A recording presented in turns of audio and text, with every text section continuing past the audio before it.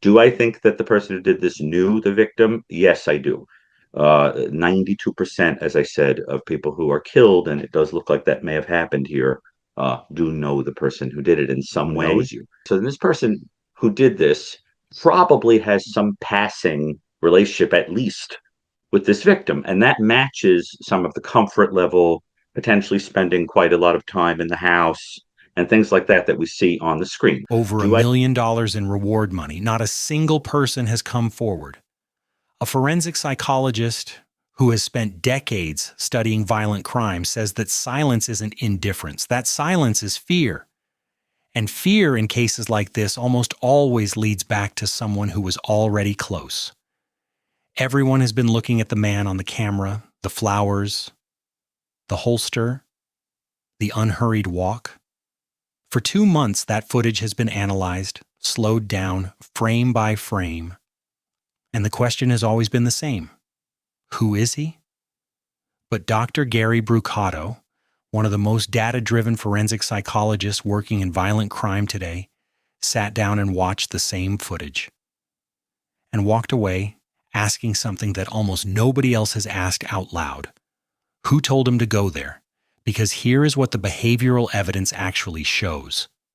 The man at that door is not nervous. He is not rushing. He does not look like someone improvising. He looks like someone who was given a job, showed up to do it, and expected it to go a certain way. That is not the profile of someone who woke up one morning and chose Nancy Guthrie at random. That is the profile of someone who was pointed at her. And if that is true, if there is a person behind this who never once appeared on any camera, who never knocked on any door, who has been sitting completely outside the frame of this entire investigation, then everything law enforcement has released to the public so far has only been half the picture. The man on the footage may not even be the most dangerous person in this story. That is where this case actually stands right now. And that is what the data says. Before you can identify a suspect, or Dr. Brucato explains, you have to build what he calls motivational buckets. You categorize the possible reasons this crime occurred, and then you let the evidence eliminate them one by one. The first bucket, sexual motivation. It sounds alarming to even consider, but it has to be ruled out methodically. Dr. Brucato is clear. Crimes of this nature targeting an elderly victim are, in his words, profoundly rare. When someone breaks into a home with sexual intent, it is almost always part of a pattern, a serial behavior. There would be other incidents in the geographic area. There would be evidence left at the scene. There was none of that here. That bucket, he says, is effectively off the table. The second bucket, ransom and financial abduction. This one is trickier, and it does not disappear as cleanly. And here is what the data says. When someone is taken for ransom, the demand typically comes within 24 to 48 hours. The victim is treated carefully, kept alive, kept stable, because they are the commodity. The entire operation depends on returning that person in exchange for money. Nancy Guthrie was 84 years old. She had medical needs. She was reportedly injured. She was without her medication. That is not how you treat precious cargo, which means one of two things happened, according to Dr. Brucato. Either the abduction was always meant to end in homicide, with the appearance of a kidnapping constructed to mislead investigators, or, and he considers this more statistically likely, the abduction attempt went catastrophically wrong. Something happened inside that house that nobody planned for.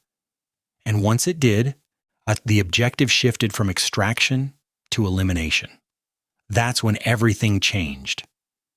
Here's the statistic that Dr. Brucato keeps returning to.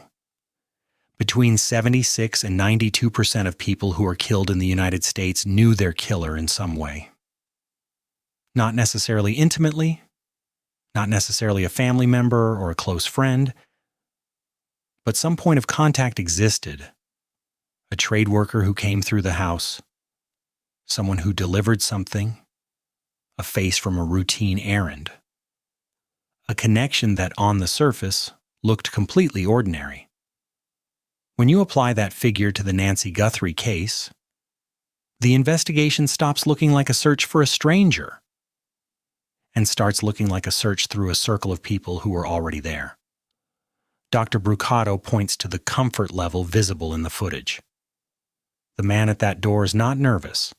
He is not flinching. He moves through that space with a familiarity that is difficult to fake. And that kind of composure, Dr. Brucato explains, is not just confidence. It is the behavior of someone who has almost certainly had prior contact with law enforcement, who has a history of criminal behavior, and who carries what researchers identify as a psychopathic character structure. A person who has done something like this, or something adjacent to it, before.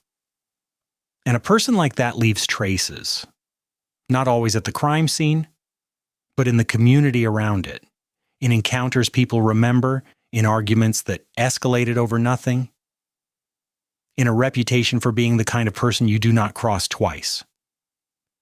If you have been following this case and want to stay across every development as it happens, the investigative angles, the expert analysis, the details that do not make it into mainstream coverage, subscribing means you will not miss the moment something breaks.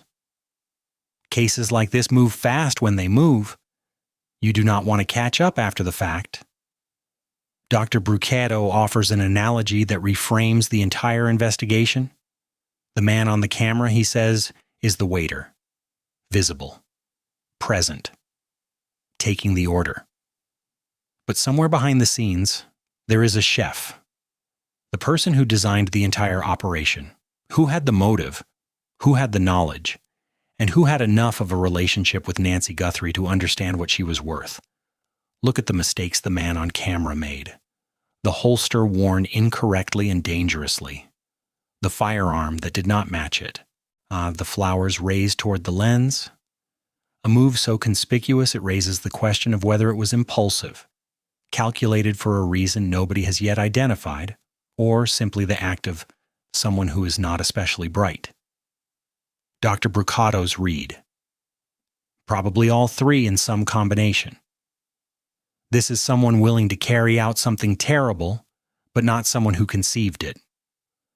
Not someone with the planning capacity to have chosen Nancy Guthrie specifically, to have understood her finances, to have known the layout of that house.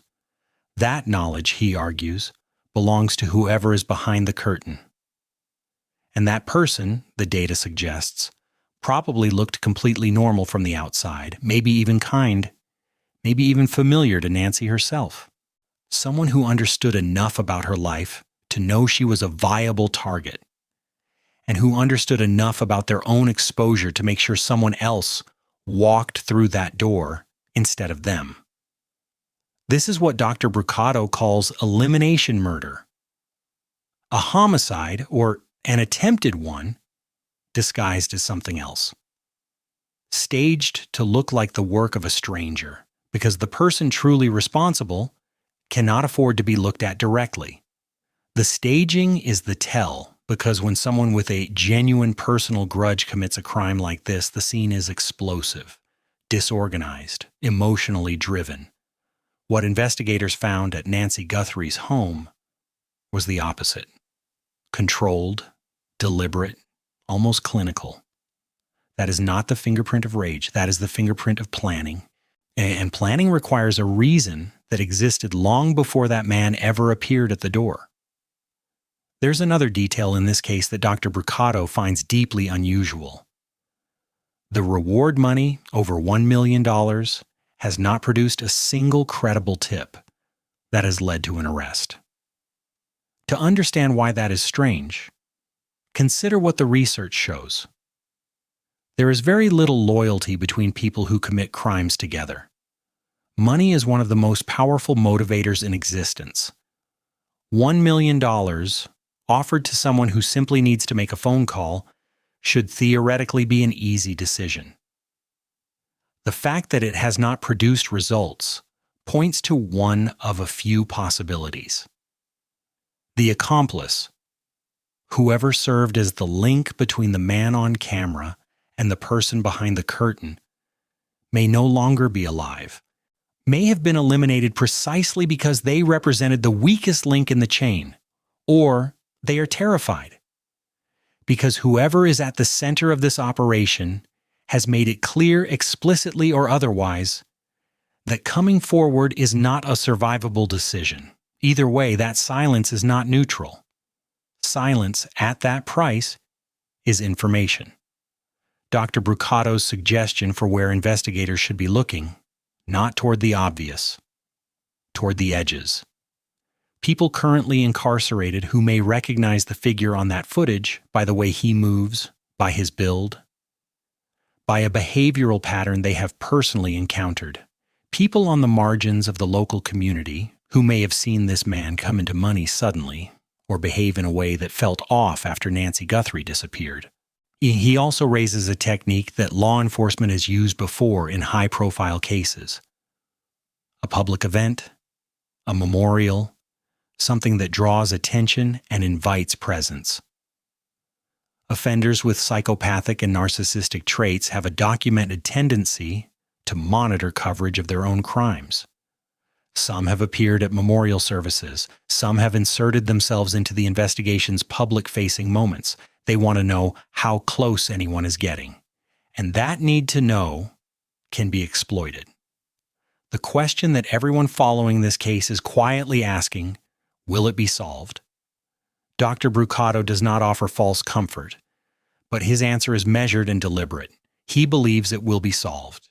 He also believes it will take time, potentially a significant amount of it.